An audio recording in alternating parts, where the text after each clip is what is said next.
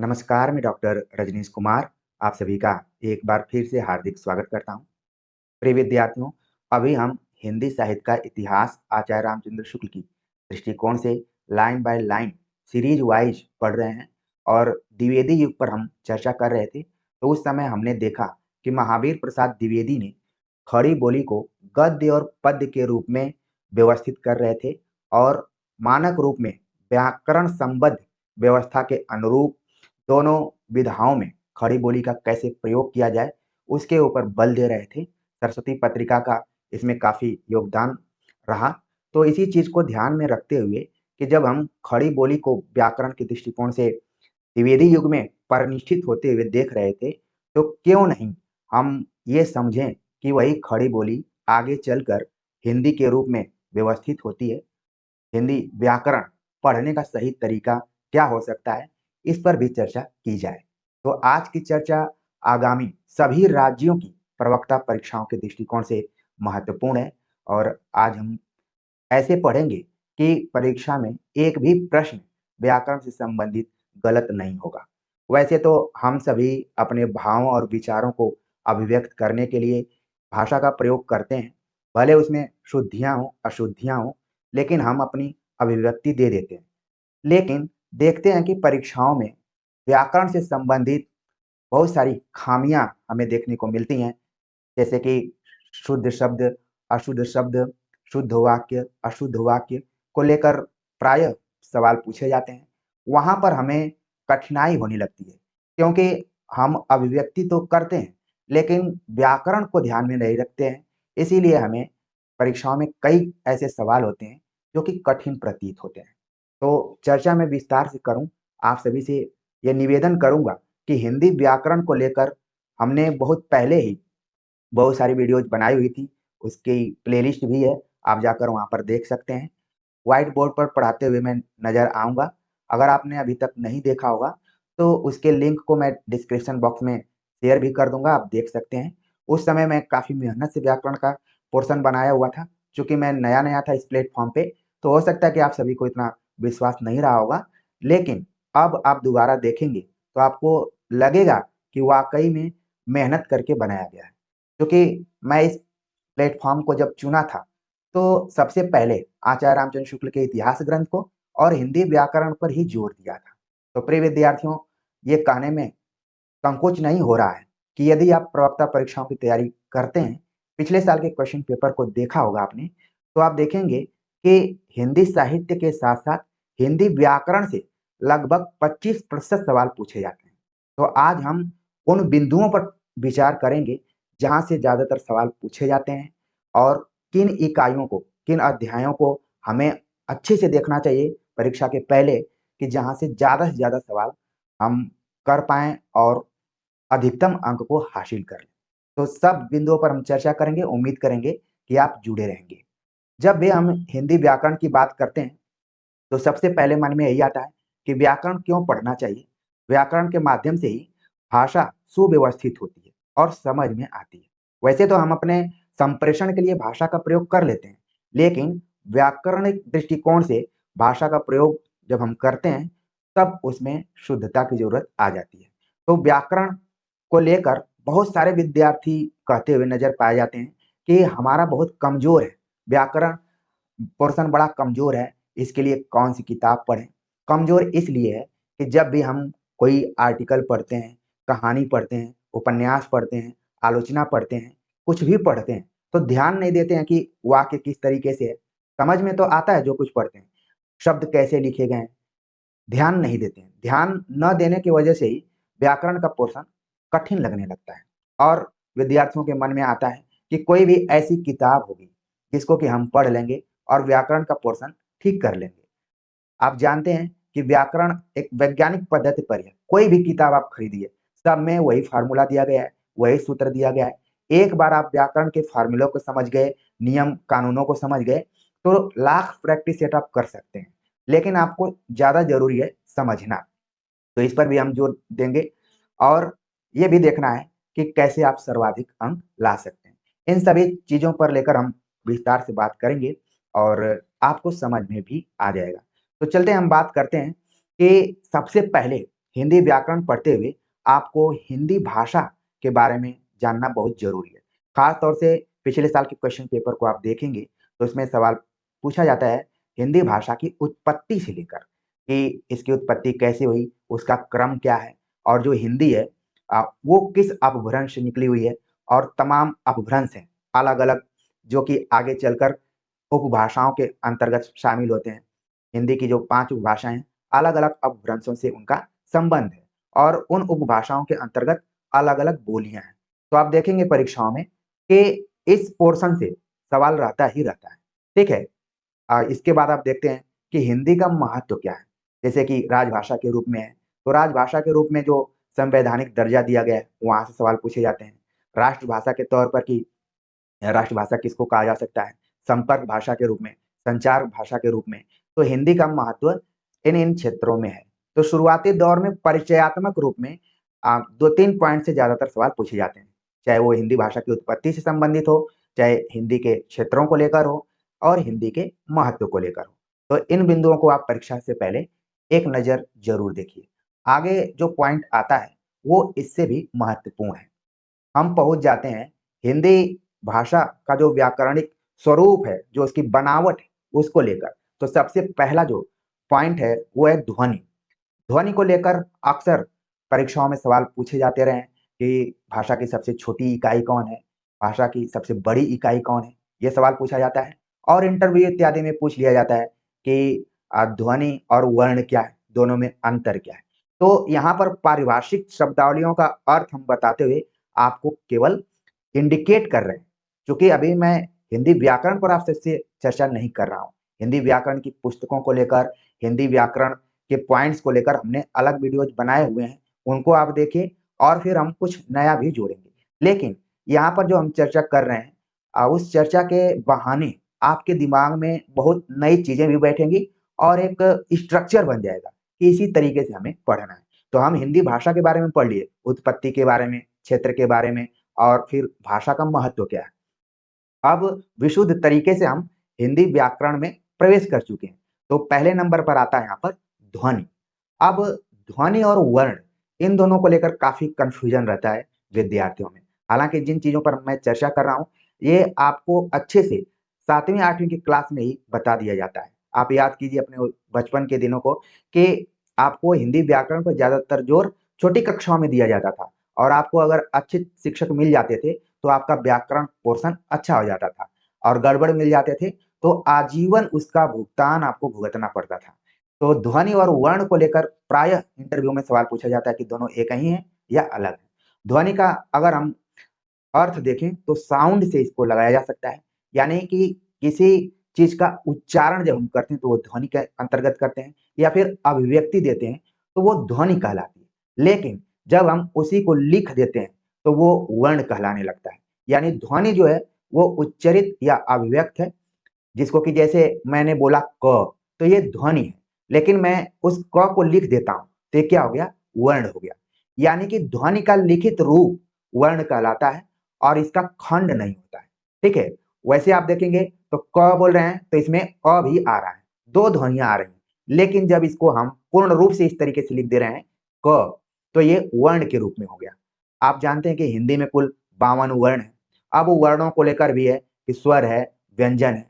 स्वरों की संख्या 11 है, व्यंजनों की संख्या 33 है। अब इसको लेकर कई सवाल पूछे जाते हैं, कौन अघोष है, कौन सघोष है, कौन महाप्राण है, कौन अल्प प्राण है। पिछले साल के क्वेश्चन पेपर आप देखेंगे तो सवाल प्रायः पूछा गया है। आपको एग्जाम के पहले इन बिंदुओं को बिल्कुल ध्यान में रख के जाना है ताकि आप वहाँ पर प्रश्न को देखते ही इस फ़ॉर्मूलों को ध्यान में रख लें कि अघोष का मतलब पहला दूसरा वर्ण, सघोष का मतलब तीसरा चौथा पाँचवाँ वर्ण, महाप्राण का मतलब कि दूसरा चौथा वर्ण, ठीक है? अल्प प्राण का मतलब पहला तीसरा पाँचवाँ वर्ण। ये यहाँ पर हमने फ़ॉर्मूला बनाया हुआ है, ठीक है? अभी तक जिन बच्चों को लग रहा होगा कि इंट्रोडक्शन में ही मैं लंबी-चौड़ी बात कर रहा हूँ, क्योंकि थोड़ा-सा भूमिका आपको देना पड़ता है कि मैं किन बिंदुओं पर बात कर रहा हूँ और भूमिका में एक भी शब्द आप देखेंगे कि अपव्यय नहीं है या फिर अनावश्यक नहीं है। एक-एक शब्द का उसमें महत्व है। तो देखिए अब आप कभी भी अघोष, सघोष, महाप्राण, अल्प प्राण को नहीं भूल पाएँगे। इस फ़ॉर्मूले को आप अपने कॉपी पर नोट कर लीजिए। आगे चलकर आप देखेंगे कि अनुस्वार और अनुनासिक में काफी है कि अनुस्वार जिसका कि उच्चारण करते समय नाक से ज्यादा जोर दिया जाता है, अनुनासिक में नाक और मुंह दोनों का प्रयोग किया जाता है। संकेत के तौर पर हम देखें तो अनुस्वार का जो संकेत है इस तरीके से है, ठीक है, और अनुनासिक का चंद्र बिंदु की तरह है। तो ये व्यवहारिक जीवन में हम कई बार चांद ऐसे लिख देते हैं, कोई दिक्कत नहीं, लेकिन जब व्याकरण में जाते हैं तो ऐसे लिखना पड़ता है। बोलने के लिए और जिसके साथ आप बातचीत कर रहे हैं वो भी समझ रहा है कि आप चांद कह रहे हैं, लेकिन जब आप लिखने जाते हैं तब आपको व्याकरण को ध्यान में रखना पड़ता है। यही फर्क है पढ़ने में और लिखने में। तो यहाँ पर अनुस्वार, अनुनासिक, पंचमाक्षर और अनुसार, अनुस्वार, पंचमाक्षर आप जानते हैं कि हर वर्ग का पांचवा वर्ण जो है वो पंचम अक्षर के अंतर्गत आता है, ठीक है। अब इसको आप जब पढ़ रहे हैं तो इसमें कोई ना कोई संधि है। अब जैसे ही मैंने कहा कि इसमें कौन सी संधि है तो आप बता देंगे कि इसमें दीर्घ संधि है, ठीक है। तो ऐसे ही शब्दों को जब आप देख रहे हैं तो हमेशा आप व्याकरण पढ़ रहे हैं। ऐसा नहीं है कि कोई अलग से आपको चीज बताई जाएगी तभी आप व्याकरण पढ़ेंगे। उठते बैठते पढ़ते लिखते जैसे भी आप चीजों को देख रहे हैं, मानकर चलिए कि आप ध्यान दे रहे हैं तो व्याकरणिक रूप से उस पर विचार कर रहे हैं। और हम कभी करते नहीं है, व्यवहारिक रूप में पढ़ने के लिए पढ़ लेते हैं लेकिन ध्यान नहीं देते हैं। परीक्षाओं के पहले फिर कंफ्यूजन शुरू होने लगता है। तो पंचमा अक्षर आप जान गए, अनुस्वार जान गए। वर्णों का उच्चारण स्थान, इससे रिलेटेड खूब सवाल पूछा जाता है। और आप जानते हैं कि उच्चारण स्थान में कुल 5 वर्ग स्थान है, जिसको कि हम बोलते हैं, ठीक है, कि क वर्ग, च वर्ग, ट वर्ग, त वर्ग, प वर्ग। और इनका जो उच्चारण स्थान है कंठ, तालु, मूर्धन्य, मूर्धा जिसको बोलते हैं, दंत्य, ओष्ठ, ये मुख्य रूप से है। अब वर्गों को ध्यान में रखते हुए हमारे कुछ टीचर बताया करते थे कि कचोटता हुआ प्यार, कचोटता प्यार। अगर आपको नहीं याद आ रहा वैसे याद आ जाएगा, थोड़ा सा आप ध्यान देंगे तो क, च, ट, त, प एकदम से आपको ध्यान में आ जाएगा। तो ये तो वर्ग हो गया। और उच्चारण स्थान में कंठ, तालु, मूर्धा, दंत और ओष्ठ हो गया, ये मुख्य रूप से, ठीक है। तो ये उच्चारण स्थान हो गया। अब देखने में आता है कि हम अघोष, सघोष, अल्प प्राण, महाप्राण सब पढ़ लेते हैं, लेकिन एग्जाम में गए तो घुमाने के लिए आपसे सवाल पूछ दिया जाता है कि अंतस्थ बताइए कौन कौन है। तो ये र ल व आप बिल्कुल ध्यान में रखिए, सवाल आता ही आता है, चाहे जब भी आए किसी भी फॉर्मेट में आए, आता है अंतस्थ को लेकर, जिसको कि हमने बताया कि अल्प प्राण है। अंतस्थ किसके अंतर्गत आता है? अल्प प्राण, जिसको कि शॉर्ट में एपी मैंने लिखा हुआ है। और जितने भी अंतस्थ हैं वो अल्प प्राण है और सघोष है। आपने ऊपर फार्मूला को देख लिया है, लेकिन यहाँ से इसको जोड़ना है, इसलिए मैं जोर दे रहा हूं। इसको मैंने की पॉइंट लिखा हुआ है कि कितना भी आप व्याकरण पढ़कर जाएंगे, यहाँ से सवाल आता है, बच्चे लड़खड़ाना शुरू कर देते हैं। लेकिन जो यहाँ पर अनुराग हिंदी एकेडमी में जुड़े हैं वो नहीं लड़खड़ाएंगे, उनको मैं इसीलिए ताकतवर पैरों पर खड़ा करने की कोशिश कर रहा हूं। तो अंतस्थ आप ध्यान में रख लिया हूं कि अल्प प्राण है, य र ल व है और सघोष है। और ऊष्म, अंतस्थ और ऊष्म दोनों पूछे जाते हैं। तो ऊष्म में आ गया श, स, त्र और ह। और आप जानते हैं कि इन तीनों स को लेकर कितना कंफ्यूजन होता है, और यहाँ तक कि इंटरव्यू में भी आपको टोक दिया जाता है। मुझे याद आ रहा है कि एक बार इंटरव्यू में मैं गया हुआ था हरियाणा पब्लिक सर्विस कमीशन में, तो उसमें इन्हीं तीनों स को लेकर मुझसे एक वाक्य पढ़वाया गया था। तो कई बार आपके क्षेत्रीय प्रभाव, जो भी जहाँ पर आपका जन्म स्थान है उसका भी प्रभाव पड़ता है। जैसे हरियाणा में स्कूल को सकूल बोलते हैं, तो वहां के बच्चों को लगता है कि सकूल सही है, लेकिन अगर पूर्वांचल के बच्चे स्कूल बोलेंगे तो वो बोलेंगे गलत बोल रहा है, जबकि स्कूल होता है, ठीक है। तो कहने का मतलब ये है कि शुद्धता को लेकर कई बार उसके ऊपर क्षेत्रीयता भी हावी हो जाती है। तो इन तीनों जो स हैं, अभी उच्चारण पर मेरे नहीं ध्यान देना है, क्योंकि मैं आपको व्याकरण के बारे में जरूर बता रहा हूँ, लेकिन हर व्यक्ति में कुछ न कुछ व्याकरणिक दोष होते हैं। तो आप ध्यान में रखें, कोशिश यही की जाती है कि शुद्ध तरीके से बोला जाए। और कई बार शुद्ध बोलने में हम इन तीनों का प्रयोग बड़ा अलग-अलग ढंग से करते हैं। मुझे याद आता है कि एक नेता है गोरखपुर साइड के, जो कि चुनाव लड़े हुए थे, अपनी पार्टी भी बनाए थे, ठीक है। वो बोलते थे, मैं उस समय, तो हँसी आती थी सुन के, ठीक है ना? इसी तरीके से मुख्यमंत्री भी वहाँ का आप देखेंगे परीक्षा को लेकर या फिर कुछ शब्दों में उनके है ऐसा, तो हो सकता है कि उनके अंदर इस तरीके का हो, ठीक है ना? तो आपको ध्यान में रखना है कि जो ये तीनों स हैं ऊष्म के अंतर्गत आते हैं, और ये महाप्राण, इनको हमने एमपी कहा, और ये अघोष के अंतर्गत आते हैं।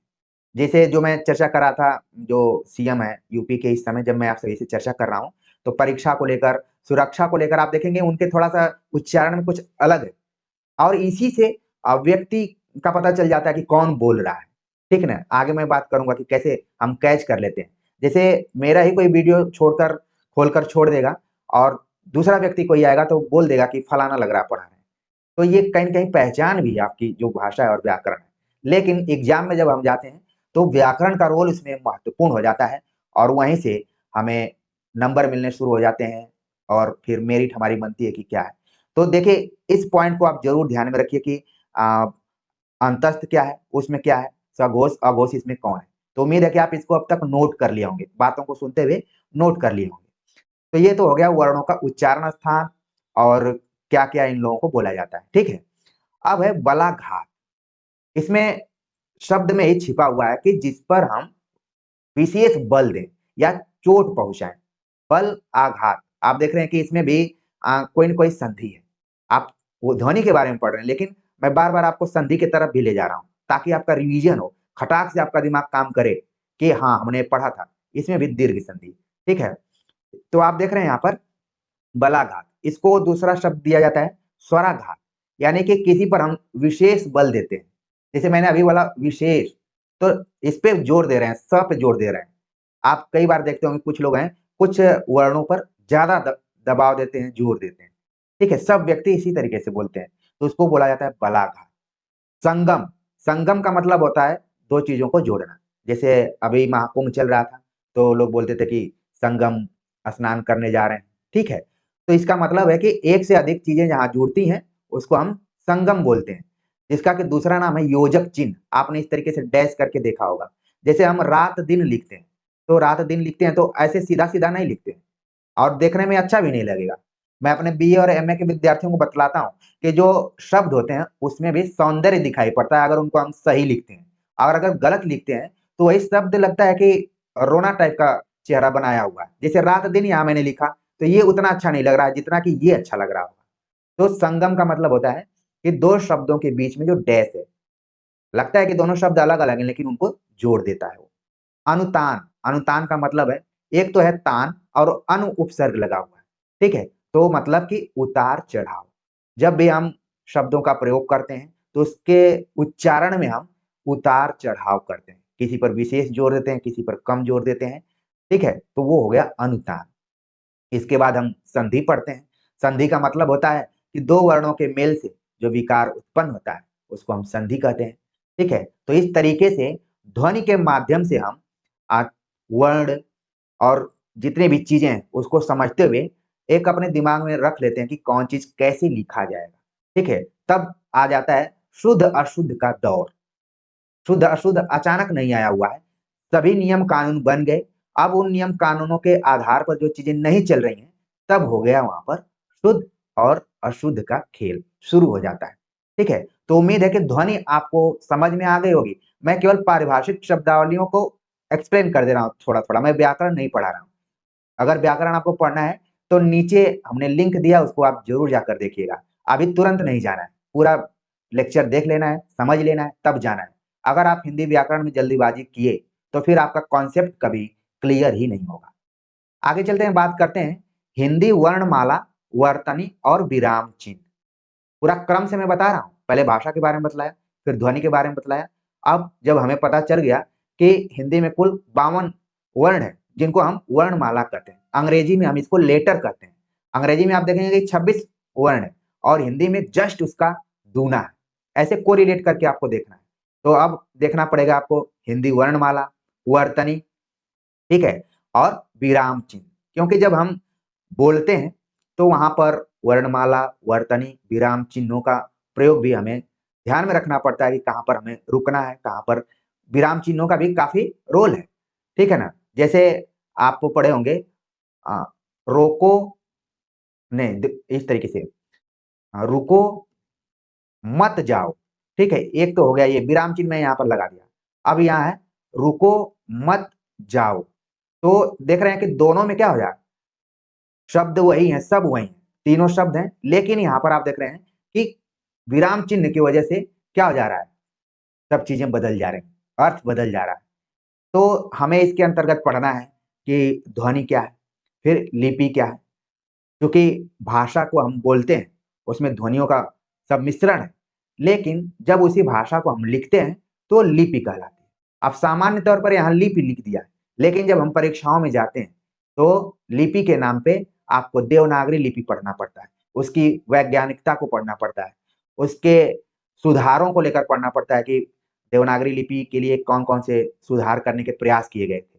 तो यहाँ पर आपने पहले भी पढ़ा होगा और अब इसके बहाने अपने दिमाग में आप रख लेंगे कि लिपि जब हम कह रहे हैं, तो सामान्य बात नहीं है, इसमें आपको पूरा देवनागरी लिपि के बारे में जानकारी रखनी पड़ेगी।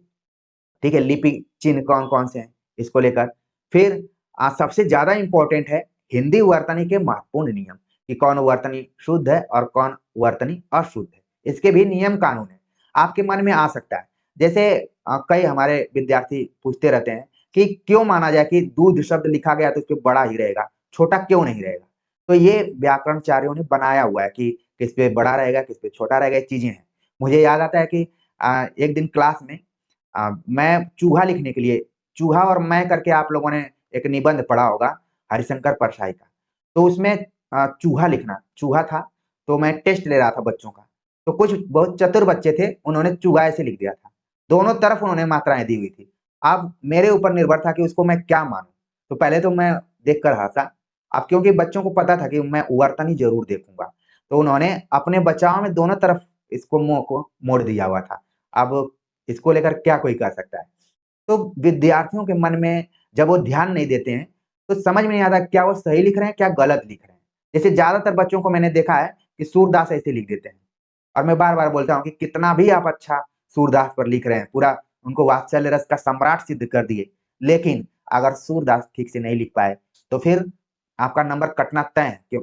मैंने बहुत सारे बच्चों को देखा है, कभी भी ठीक से नहीं लिख पाते हैं। तो कहने का मतलब ये है कि वो ध्यान नहीं देते हैं। उनको लगता है कि हमने तो पेज खूब भरा है।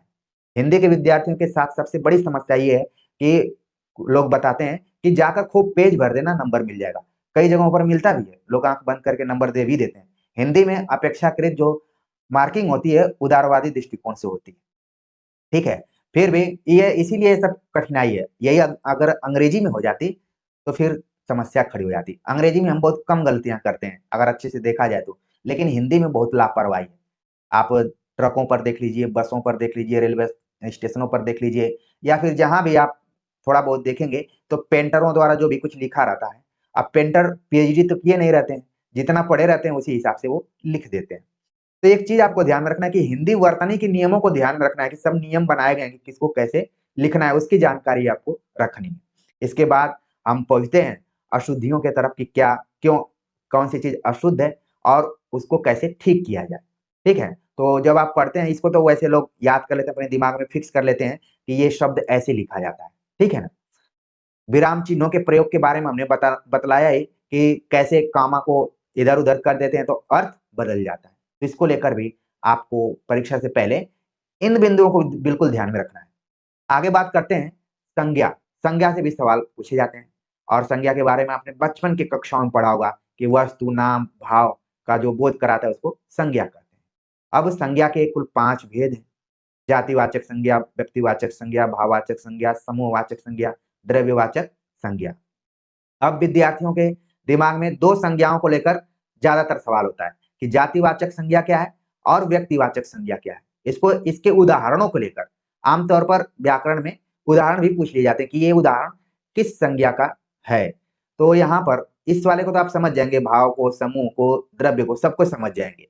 लेकिन जाति और व्यक्ति वाले में गड़बड़ी होने लगती है।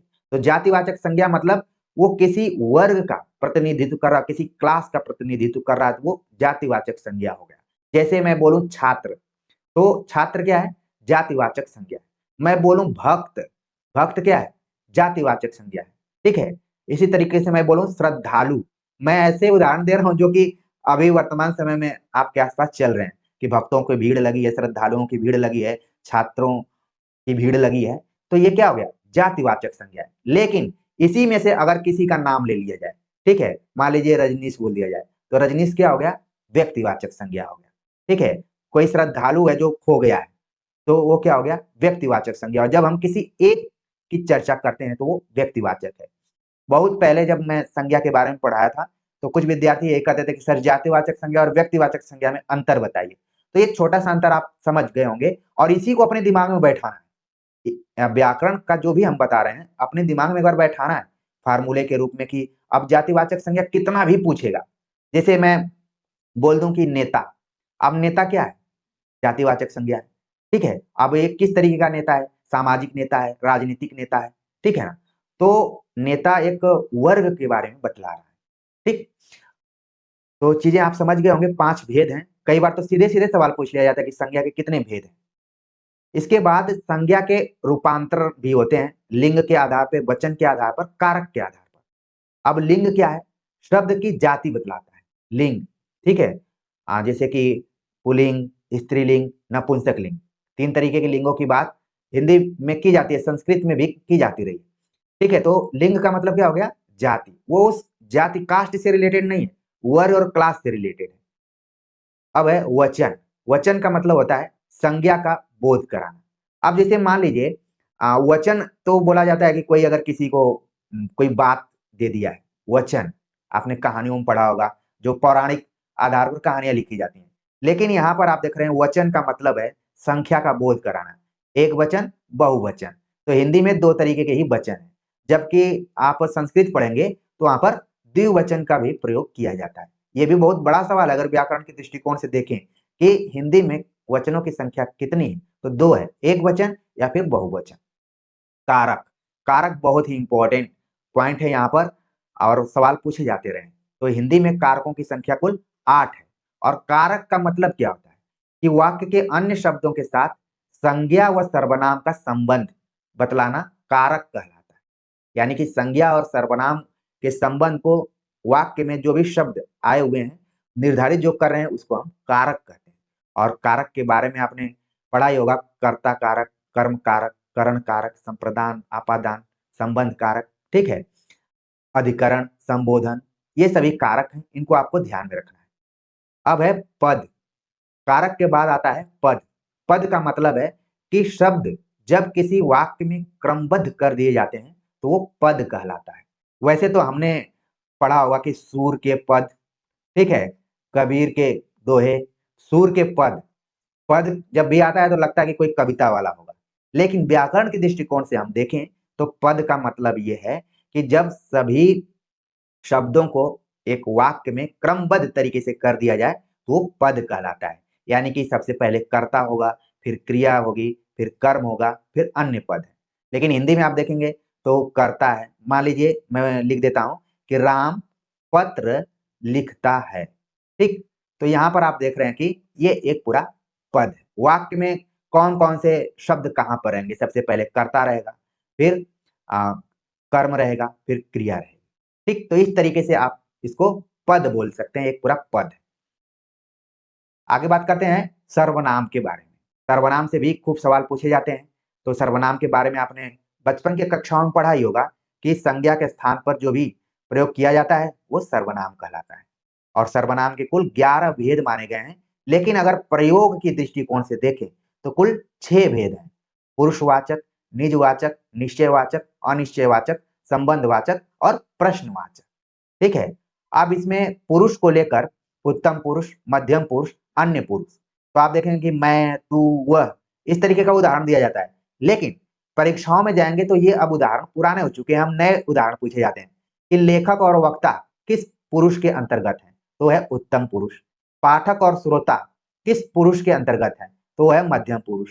और इन सभी को छोड़कर जो भी आते हैं, वो सब अन्य पुरुष में, यानी लेखक, वक्ता, पाठक, श्रोता को छोड़कर अन्य सारे अन्य पुरुष के अंतर्गत हैं। यानी परीक्षाओं के दृष्टिकोण से इन दोनों को आपको बिल्कुल ध्यान में रखना है। सवाल पूछा जा सकता है कि लेखक किस पुरुष के अंतर्गत है?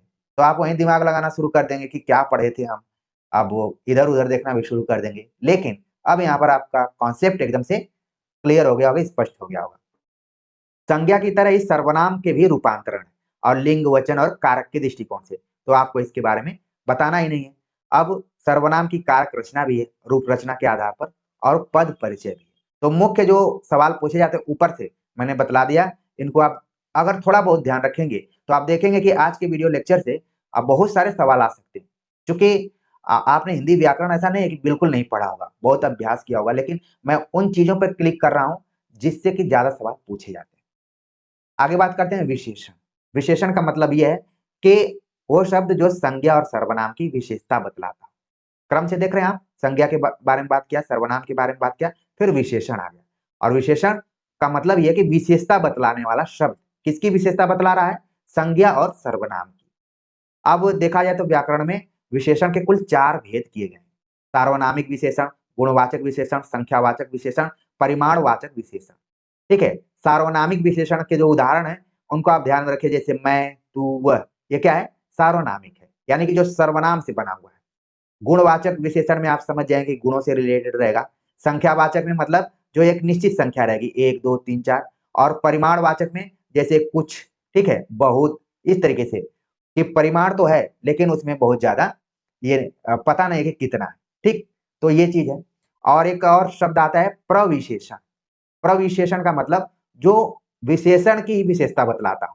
जैसे राम बहुत तेज दौड़ता है, तब तेज का ही जो है वो बहुत जो है प्रविशेषण हो गया। ठीक है। तो इसी तरीके से उदाहरणों को आप देखेंगे तुरंत कैच कर लेंगे कि कौन सार्वनामिक है, कौन गुण है, कौन संख्या है, कौन परिमाणवाचक है, प्रविशेषण क्या है। ये पाठ्यक्रम में आप देखेंगे कि आरओ आरओ के एग्जाम में ये पाठ्यक्रम में भी है। ठीक है ना, खूब सवाल इससे आते रहे। आगे बात करते हैं कि क्रिया। क्रिया का मतलब है काम का करना या होना। ठीक है। क्रिया जिसको हम वर्ब बोलते हैं अंग्रेजी में, और क्रिया कई बार लोग बोलते हैं क्रिया कर्म। ठीक है। तो यहाँ पर क्या है? काम का करना या होना। अब अगर हम क्रिया के भेद को देखें तो इसके भेदों को लेकर बड़ा मतलब अलग अलग तरीके से धातु के आधार पर क्रिया के भेद हैं। मूल क्रिया, यौगिक क्रिया, जैसे काम, ये मूल क्रिया हो गया। और काम से ही कमाना। जो व्यक्ति बाहर काम करने जाता है, आपने सुना होगा अपने आसपास के लोगों के द्वारा कि वो कमाने गए। ये नहीं कोई बोलता कि वो काम करने गए। कहाँ गए हैं? कमाने गए। अब रचना के आधार पर देखें तो 2 तरीके की क्रिया होती है, सकर्मक, अकर्मक। सकर्मक में जानते हैं कि उसमें कोई न कोई कर्म हो रहा होगा। जैसे राम पत्र लिखता है, तो इसमें राम क्या कर रहा है? पत्र लिख रहा है। और राम सोता है, तो यहाँ पर अकर्मक है, क्योंकि सोना को क्रिया नहीं माना गया है। मान लीजिए जो आप रात में सोते हैं वो अकर्मक क्रिया के अंतर्गत है। तो यहाँ से भी खूब सवाल पूछे जाते हैं सकर्मक अकर्मक से। ठीक है ना। तो इसको आप बिल्कुल ध्यान में रखकर जाइए एग्जाम से कुछ दिन पहले, या फिर प्रैक्टिस सेट कीजिए, या फिर व्याकरण को पढ़िए। तो इन बिंदुओं को जरूर ध्यान में रखिए। अव्यय। अव्यय का मतलब है कि ऐसा शब्द जो लिंग, वचन, पुरुष, कारक में कोई विकार उत्पन्न नहीं करता है, कोई परिवर्तन नहीं करता है। और अव्यय से रिलेटेड इंटरव्यू में भी सवाल पूछे जाते हैं कि अव्यय से आप क्या समझते हैं। अव्यय का जो अगर इसको तोड़ दिया जाए तो अव्यय मतलब जिसमें कोई क्षय नहीं हो, उसका कुछ व्यय नहीं हो, वो जस का तस बना रहे, उसको क्या बोलते हैं? अव्यय। इसी से एक शब्द बना हुआ है अव्ययी भाव समास।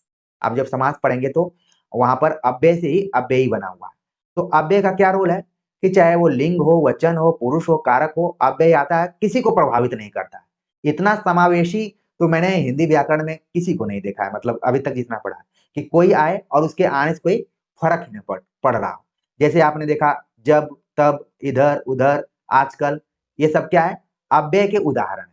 और अव्यय का निर्धारण हम काल के आधार पर, स्थान के आधार पर, दिशा के आधार पर, स्थिति के आधार पर करते हैं। ठीक है। अब इसमें आप देख रहे हैं कि कई इसके भेद किए गए हैं। क्रिया विशेषण, संबंध बोधक, समुच्चय बोधक, विस्मयादि बोधक, ये सब अव्यय के रूप में है। ठीक है। अब क्रिया विशेषण जो है इसके शब्द में ही छिपा हुआ है कि जो क्रिया की विशेषता बतलाता है वो क्या है? क्रिया विशेषण।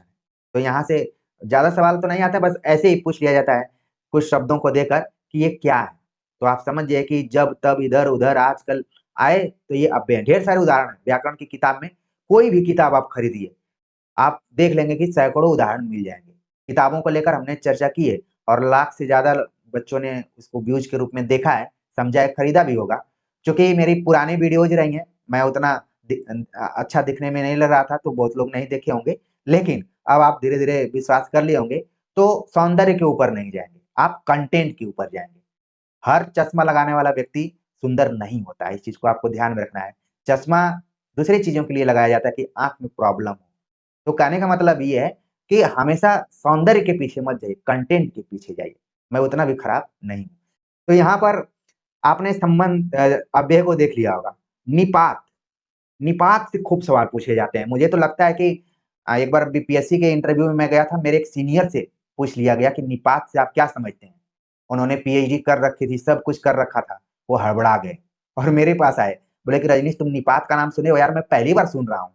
हमने कहा कि हाँ, व्याकरण में निपात का प्रयोग किया गया है। हालाँकि निपात का जो अर्थ है, ये एक से अधिक अर्थ हैं। शब्द के अनेक अर्थ जब प्रयुक्त किए जाते हैं, तो उसको हम निपात कह देते हैं। यास्क इस पर ज़्यादा विचार किए हुए एक व्याकरणाचार्य रहे हैं, ठीक है ना? और माना जाता है कि जो निपात है, वो शुद्ध अव्यय के अंतर्गत नहीं है। यहाँ पर अव्यय को लेकर भी है कि कौन असली है, कौन नकली है। तो इस तरीके से आपको अव्यय समझ में आ गया होगा कि ये पॉइंट हमें पढ़ना है, ठीक? आगे बात करते हैं, जो कि हिंदी व्याकरण का एकदम से प्राण है। आप भले इसके पहले की चीज़ों को ना बहुत ज़्यादा ध्यान दें, लेकिन यहाँ पर आपको पढ़ना ही पढ़ना है। और जो यहाँ पर मैंने सूची दिया है, आप बिल्कुल इससे सहमत हो गए होंगे। आप अलर्ट भी हो गए होंगे कि क्या है पढ़ना है जिसको इन्होंने प्राण कहा। तो शब्द से पहले आपको शब्द रचना के बारे में पढ़ना है। शब्द रचना, शब्द किसको कहते हैं? जिसको आप जानते हैं कि ध्वनियों के मेल से बने सार्थक वर्ण समुदाय को हम शब्द कहते हैं। जब ध्वनि मिल जाती है, जैसे हमने लिखा कलम, ठीक है? तो उसका सही होना चाहिए कमल। अगर मैं इसको लिख दिया, ठीक, मलक, तो इसका कोई मतलब नहीं। ऊपर के दोनों क्या कर रहे हैं? अर्थ प्रदान कर रहे हैं, लेकिन जो नीचे का हमने शब्द लिखा है वो सार्थक नहीं।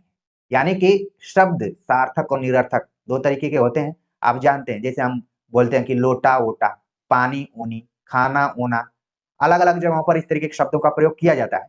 तो शब्द ध्वनियों के मेल से बने सार्थक वर्ण समुदाय को कहते हैं। और हिंदी व्याकरण में शब्द संरचना का निर्धारण कैसे किया जाता है, वो आप देखेंगे तो पूरा लगेगा कि हिंदी व्याकरण इसी पर आधारित है, इसी पर बेस है।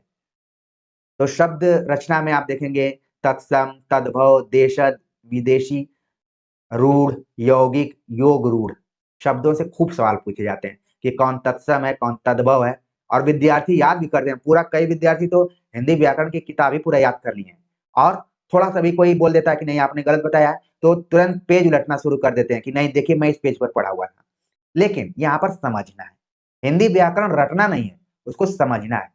तत्सम का मतलब होता है संस्कृतनिष्ठ जो शब्द होते हैं वो तत्सम, जिसकी चर्चा हमने हिंदी उर्दू विवाद के संदर्भ में की हुई थी कि राजा लक्ष्मण का मानना था, जो राजा लक्ष्मण सिंह थे, कि हिंदी में संस्कृतनिष्ठ शब्दों का प्रयोग होना चाहिए।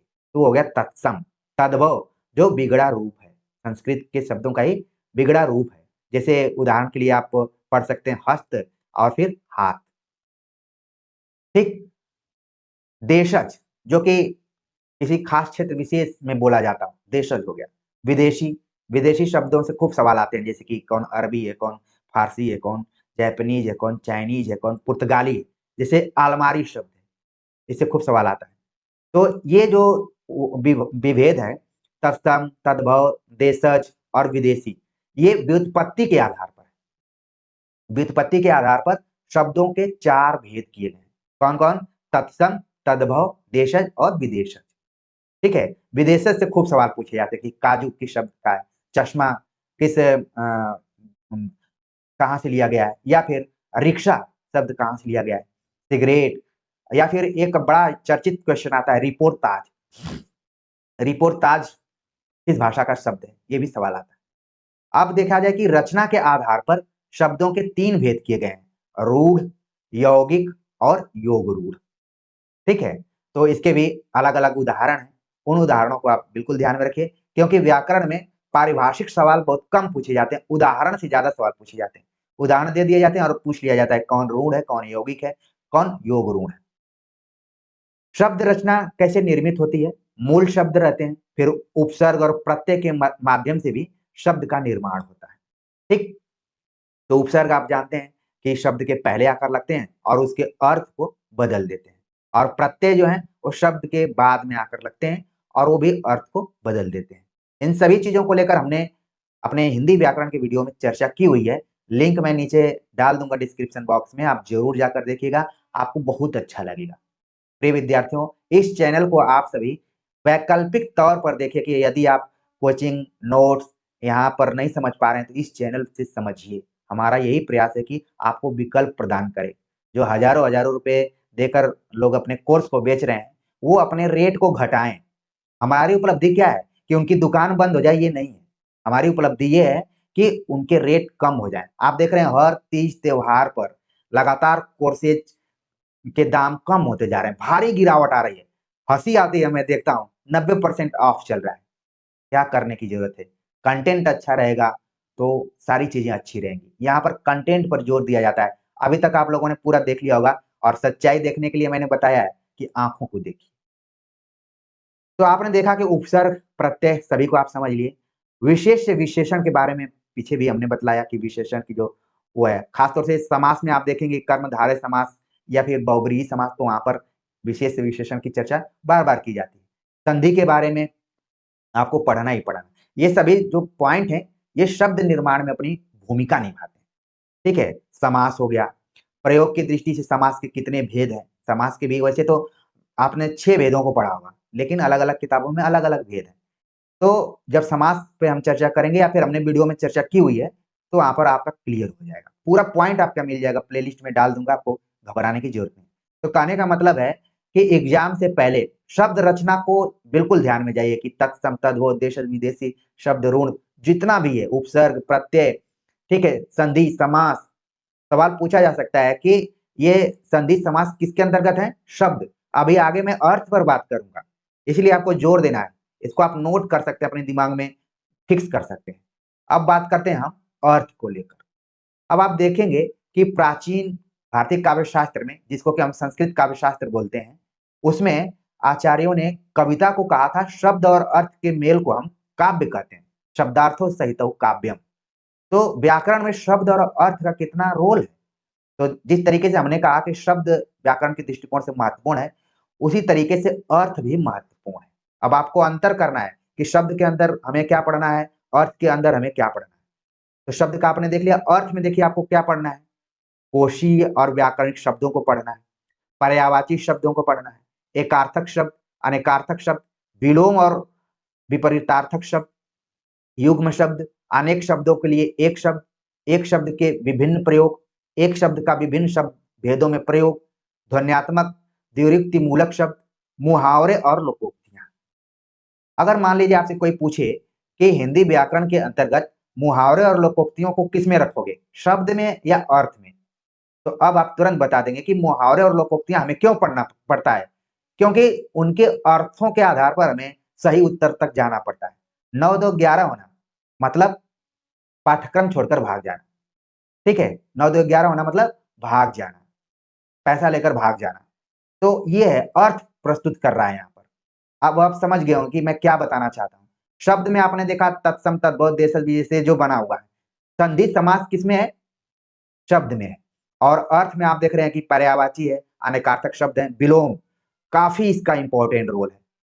विलोम से खूब सवाल पूछे जाते हैं प्रवक्ता परीक्षाओं में, यूपी टीजीटी पीजीटी में खूब सवाल पूछे जाते हैं। तो इसको आप जरूर ध्यान में रखिए। ये एक तरीके से एकदम से हिंदी व्याकरण का मैं बोलूं तो जान है। आप उसके पहले करना पड़े, लेकिन इन दोनों इकाइयों को जरूर पढ़ें। शब्द रचना और अर्थ रचना को बिल्कुल पढ़कर जाइए। ढेर सारे सवाल यहाँ से फंस जाते हैं। विद्यार्थी पूछते हैं ना कि हिंदी व्याकरण में कौन सा ऐसा पोर्शन पढ़ें कि ज्यादा से ज्यादा अंक हासिल कर लें, तो इन दोनों को आपको बिल्कुल पढ़ना है। आगे बात करते हैं रस, अलंकार और छंद। तो पिछले साल के क्वेश्चन पेपर में आपने देखा होगा कि रस से सवाल पूछे जाते हैं, अलंकार से सवाल पूछे जाते हैं, छंद से सवाल पूछे जाते हैं। और जितनी अच्छी पढ़ाई 8वीं 9वीं में हो जाती है रस अलंकार छंद की, क्योंकि उच्च कक्षाओं में रस अलंकार छंद बिल्कुल नहीं पढ़ाया जाता है। मुझे फिर वही पीएचडी और इंटरव्यू इत्यादि की याद आ रही है कि हम असिस्टेंट प्रोफेसर के इंटरव्यू में जाते हैं, तो कोई हमारे टॉपिक से एक दो सवाल पूछता है, फिर सीधे वो व्याकरण में चले जाते हैं, क्योंकि इंटरव्यू लेने वालों को पता है कि इनका व्याकरण कमजोर होगा, क्योंकि ये व्याकरण पढ़े नहीं ठीक से, पीएचडी कर चुके हैं लेकिन व्याकरण पढ़े ही नहीं होंगे। इसीलिए आपने देखा कि लोग रस से सवाल पूछ देते हैं, अलंकार से सवाल पूछते हैं, छंद से। और अच्छे अच्छे विद्यार्थी जो पहली बार में जेआरएफ निकाल लेते हैं, टॉपर रहते हैं और यूट्यूब चैनल्स पे खूब इंटरव्यू देते हैं, उनकी भी हालत खराब हो जाती है। उनको लगता है, लोग भनभनाते हुए बाहर निकलते हैं कि हम व्याकरण पढ़ाने के लिए आए हैं क्या हायर एजुकेशन में? लेकिन इंटरव्यू तो तय कर दिया उनका व्याकरण से कि आपका क्या होगा। हालाँकि जितने कॉन्फिडेंस के साथ मैं आपसे यहाँ चर्चा कर रहा हूँ और इंटरव्यू के पहले मैं उतना ही कॉन्फिडेंस से व्याकरण तैयार करके जाता हूँ। और जब व्याकरणों के सवालों को पूछा जाता है और मैं बता देता हूँ, तो बोर्ड भी थोड़ा सख्ती में रहता है कि ये तो है। ठीक है ना? तो इसीलिए मैं आपको ज़्यादा फ़ोकस करवा रहा हूँ कि कौन-कौन से पॉइंट आपको ध्यान में रखना है। मेरे विद्यार्थियों, मैं सिर्फ़ आपको कॉम्पिटिटिव एग्ज़ाम्स की तैयारी कराने के लिए नहीं यहाँ पर आया हूँ, बल्कि आपके एकेडमिक कैसे मजबूत हो, आप कैसे अ, इंटरव्यू की अच्छे से तैयारी कर लें या फिर परीक्षाओं के प्रश्न पत्रों के हिसाब से तैयारी कर लें, हर एंगल से तैयारी करें। तो रस, अलंकार, छंद से प्रायः सवाल आते हैं, कोई भी ऐसा एग्ज़ाम नहीं होगा, जहाँ पर इनसे सवाल ना आए। तो रसों को लेकर भी अलग-अलग चर्चाएँ 8 महीने लिखा हुआ है, आपको देखते ही 8 भरत मुनि की याद आ गई होगी कि उन्होंने रसों की संख्या 8 मानी। मान लीजिए आपने नहीं ध्यान दिया लेकिन एग्ज़ाम में आया, तो मेरी ये वाणी आपके कानों में गूँज जाएगी कि मैं कहीं पढ़ा था कि 8 बताया गया है। आप वहाँ पर सवाल कर लेंगे और थैंक्स गॉड कहते हुए बोलेंगे कि मैं अनुराग हिंदी अकेडमी से जुड़ा था और सर की जो आवाज़ है यहाँ से निकल रही है, दिमाग से मैं काम कर रहा हूँ। रस बिल्कुल ध्यान में रखिए कि भरत मुनि का 8 दिया गया है और अलग-अलग आचार्यों ने अलग-अलग माना है। उसमें सवाल पूछ लिया जाता है कौन रसवादी आचार्य है, क्या-क्या है? तो ये काव्य शास्त्र का प्रश्न है। अब शब्द शक्ति से सवाल पूछे जाते हैं।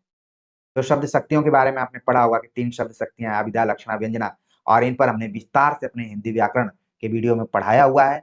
ढेर सारे विद्यार्थी उनको देखे भी होंगे, जो नहीं देखे होंगे, जिनको लग रहा होगा कि हिंदी व्याकरण ये क्या पढ़ा पाएँगे, लेकिन आप जाकर देखिए, तो आपको लगेगा कि ये व्यक्ति तो व्याकरण पे ज़्यादा अपने को मजबूत बनाया हुआ है, विशेषज्ञता के रूप में रखा हुआ है।